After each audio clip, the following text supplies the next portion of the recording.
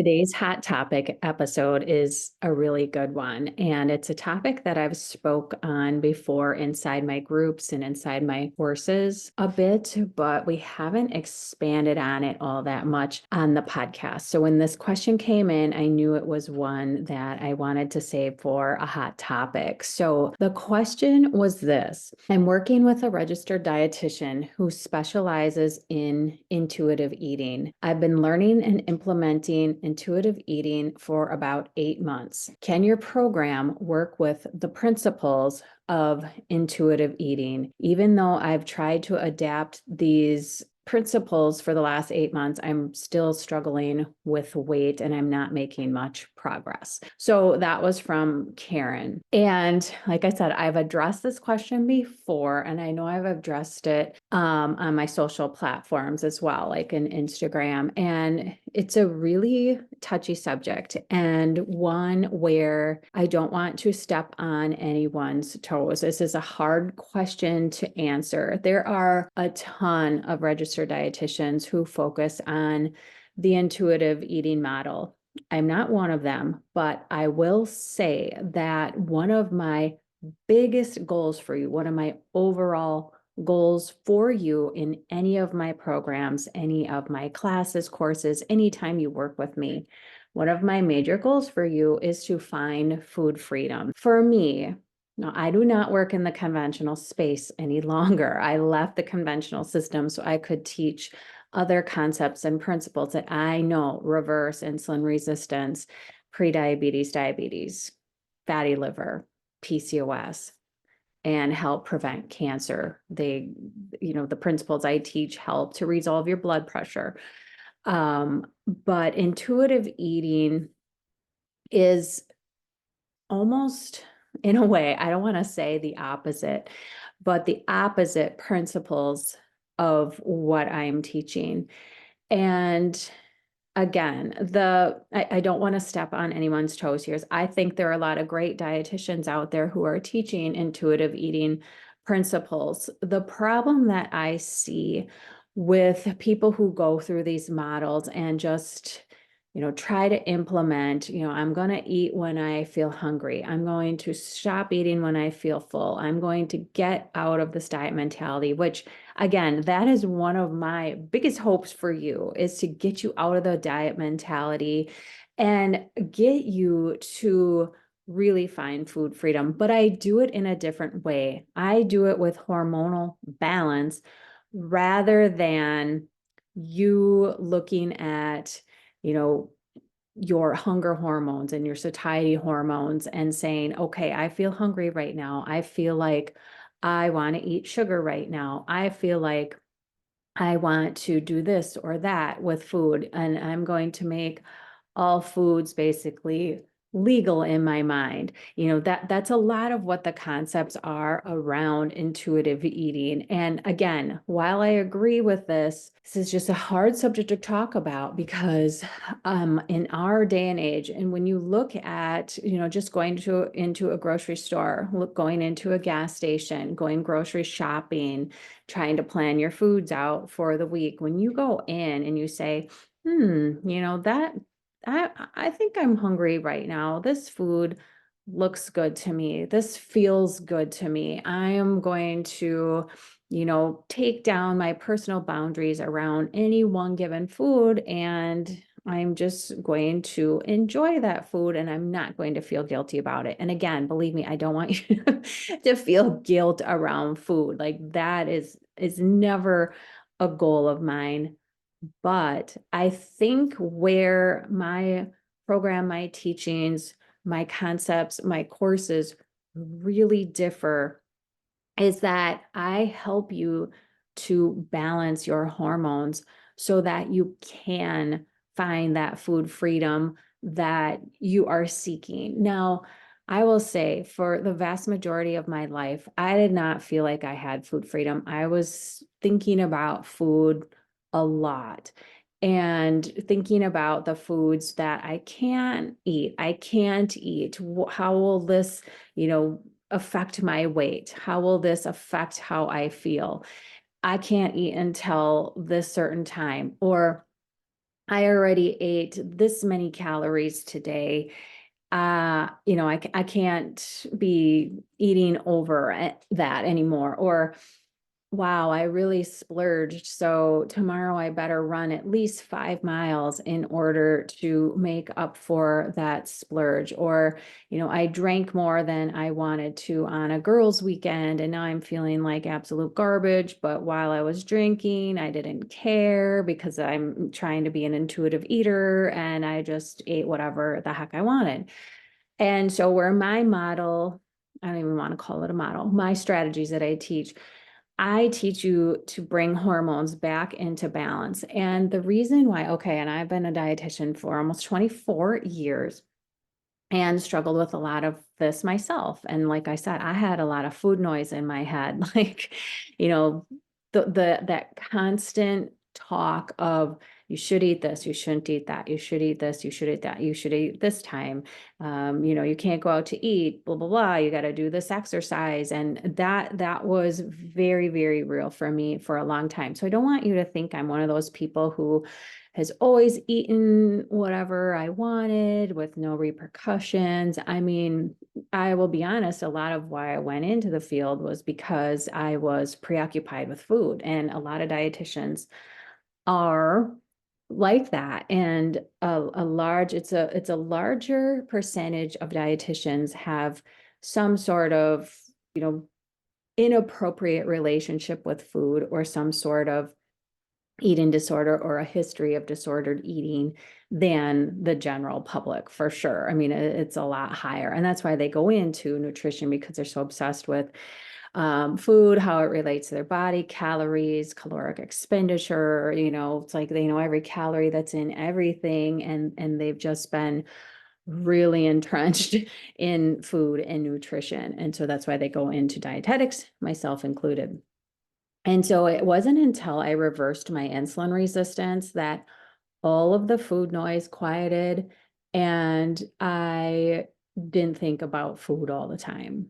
But when I had insulin resistance, and I don't know for sure when it developed for me, probably in college when I really trashed my body, like most college students do. My circadian rhythms were hugely off. You're staying up all night, you're going to bed at 3 o'clock in the morning, there's drinking, there's partying. I mean, that's really when I damaged my gut, my circadian rhythms. I was the heaviest I've ever been in college, except for my pregnancies, where, of course, I had reason to gain weight during pregnancies. But it was definitely during college that all of this kind of started for me, and the food obsession, and not eating for a certain time or not eating certain foods. I went years and years with hardly eating any protein or meat because, we were told that we shouldn't eat fat and that we should eat all these carbohydrates for energy, and you can't eat fat. I ate very little protein, very little meat. And I felt like absolute garbage all the time. And all I did was think about food. And it was during the time of the food obsession where, I was trying to be an intuitive eater and listen to my body, but my hormones were so out of balance that food noise would never go away. And so this approach, the way I've been eating in the last about 7 years it's been now. This is all quieted, and here I am, 48 years old, and finally getting it. Being in the dietetics field for well over 2 decades and finally getting it. But I get it now because my hormones are balanced. And so when people come to me and say that they've been working on intuitive eating, again, I don't want to step on toes. I think that the concepts are great. If we're super hungry, we should eat. When we're full, we should stop eating. But the problem is when you have insulin resistance and your hormones are all balanced, this can go for like high cortisol, or your leptin's out of balance, and your hunger and satiety hormones are out of balance too. Or that high cortisol is causing you to store fat and be tired and to be wired and not be in sync with circadian rhythms.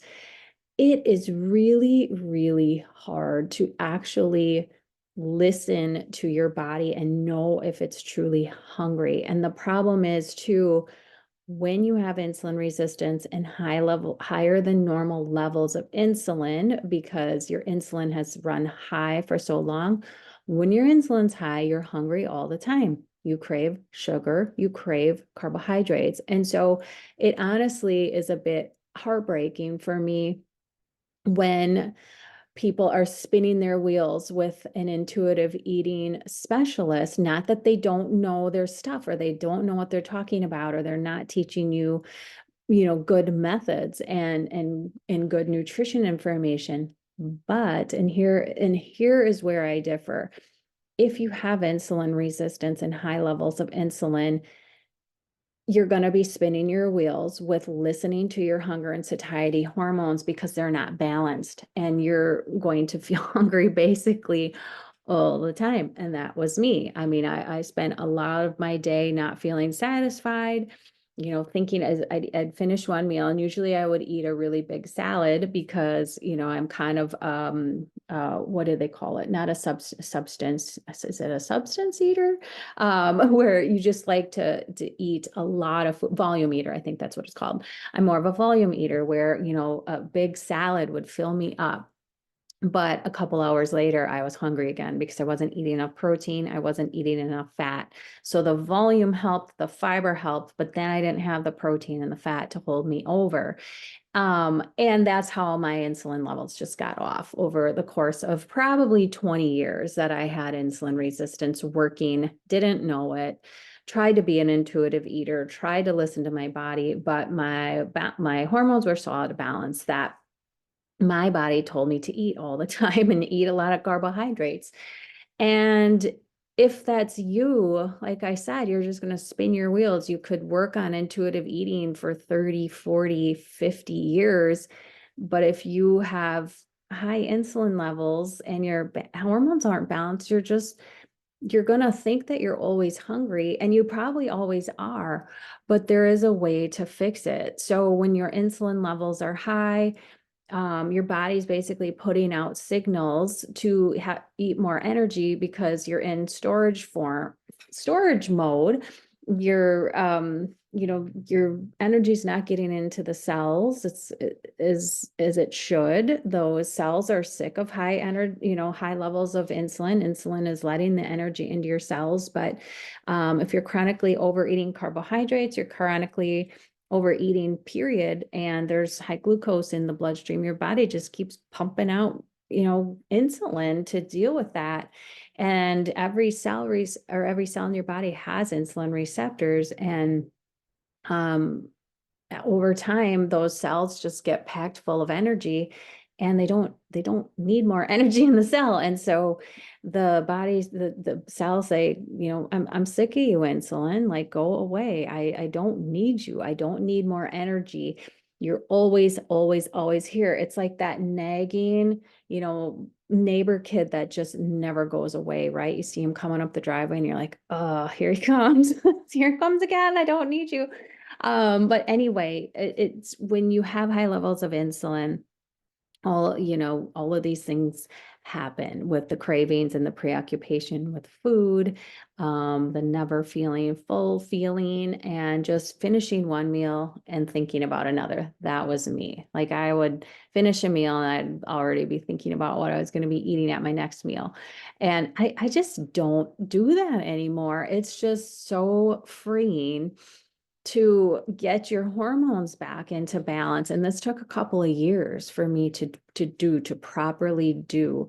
And it takes time and effort, and it takes, resolve. And I see a lot of students who will go at it really hard for a couple of months, and then they just kind of go back to their old ways, and then they go back, and then they go back to their old ways. So they're never truly healing the insulin resistance, or they might be doing it little by little, but it's taking a really long time.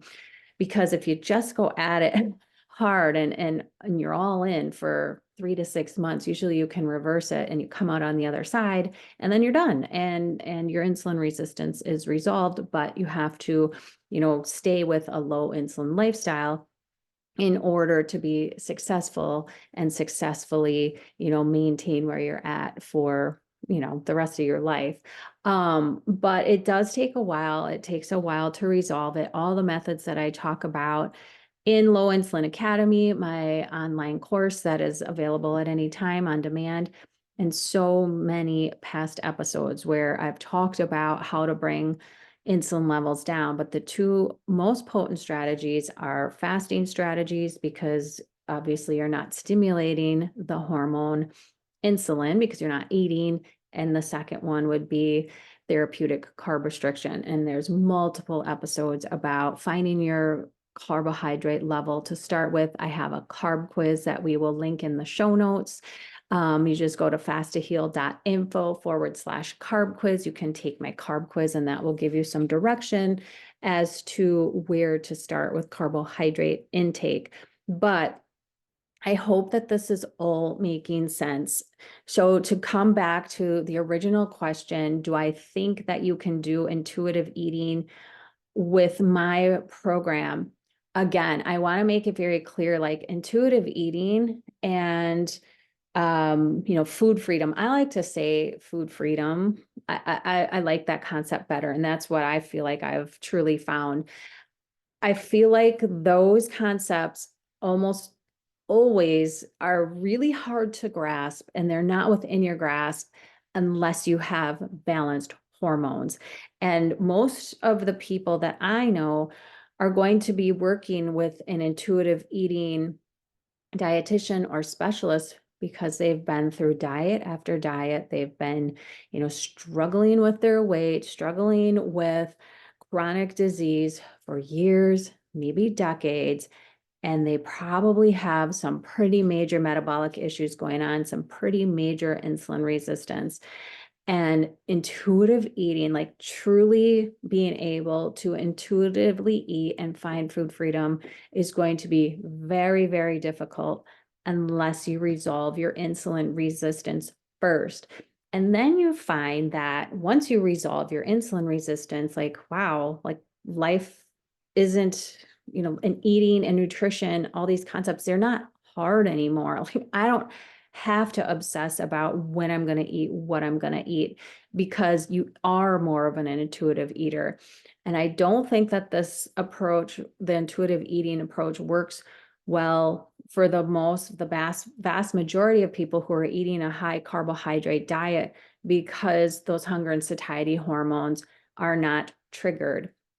And I will talk about the protein leverage hypothesis. I've mentioned this a couple of times in the podcast, I'll try to find a specialist to come and talk about this. But the protein leverage hypothesis basically states that the body will keep craving and looking for food and keep wanting nourishment until a certain protein threshold is taken in or eaten over the course of the day. So if you are starting your day with high carbohydrate foods, like intuitively, like I want to eat some pancakes, like that's what your brain's telling you because your hormones are unbalanced. So as an intuitive eater, you might say, okay, well, I really feel like I want some pancakes today. I'm going to, be guilt-free and make every food, okay.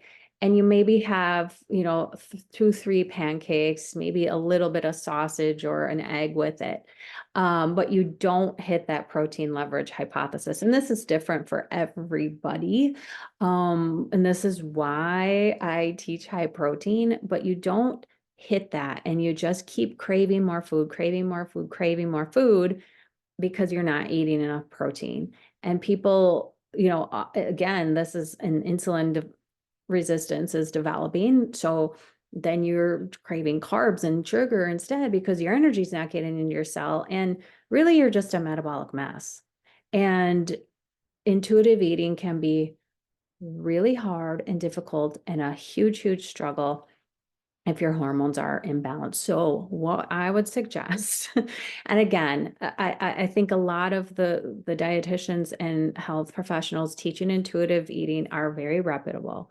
I don't want to, again, step on toes, but we got to go back to the basics and fix the hormones if we ever want to be any sort of intuitive eater and be able to truly eat when you're truly hungry and need the fuel, and stop when you are full. And the only way to do that is to have balanced hormones, hit your protein macros, eat enough fat, and pull back on the carbohydrates. And the whole idea of all foods in moderation, I don't agree with. I will say that. I'm not saying that you can't ever have, foods that you enjoy or on a special occasion, but this all foods in moderation is really fed to us, and big food is where that comes from. And there's so many dietitians out there who are promoting, soda and McDonald's, and all you see it all over social media right now. And basically they're getting endorsements,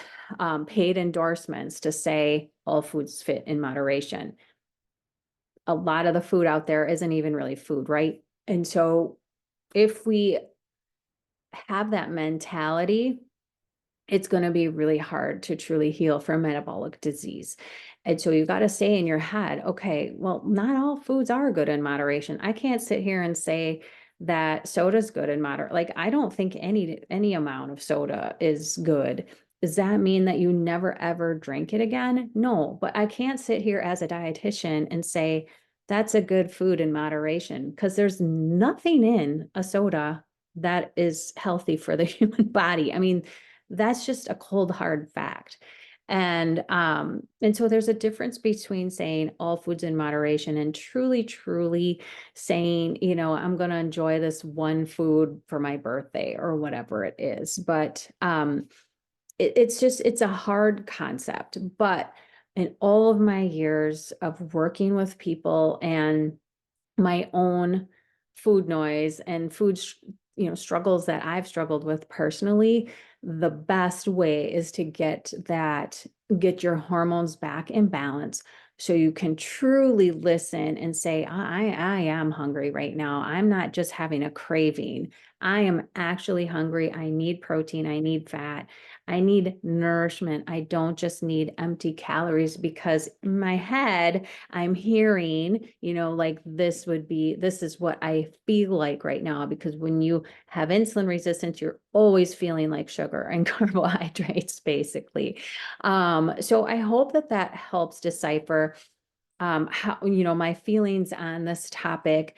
And again, if you're working with an intuitive eating specialist, I'm not saying like stop, like don't listen to them, don't listen to what they're teaching. What I'm saying is, it's going to be hard to implement all of the concepts that you're learning if your hormones are imbalanced. So if you are wondering, well, I don't even know if I have insulin resistance, I don't know, how severe mine is. I have so many resources that are free available to you. I have free ones.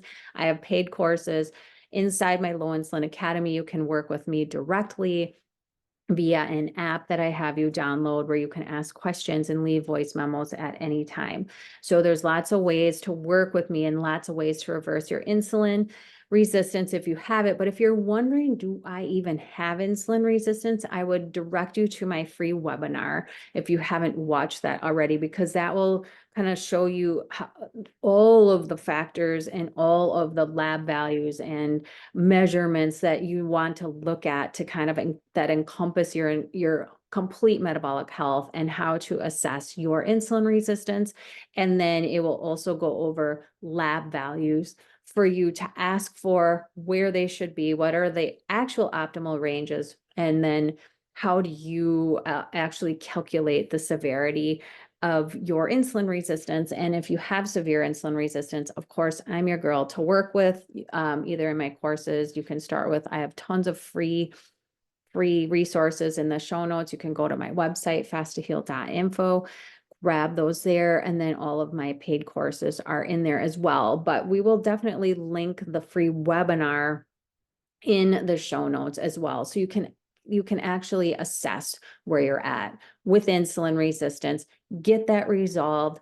And then, quite honestly, once you resolve the hormone issues and the imbalances, and you get your insulin resistance turnaround, you don't need to worry about working with an intuitive eating specialist, because you will intuitively eat at that point. So great. That's really the point that I wanted to get across. I love this question. It's a really great topic to think about and pursue. And if you have insulin resistance, I would love to work with you inside one of my courses or inside Low Insulin Academy.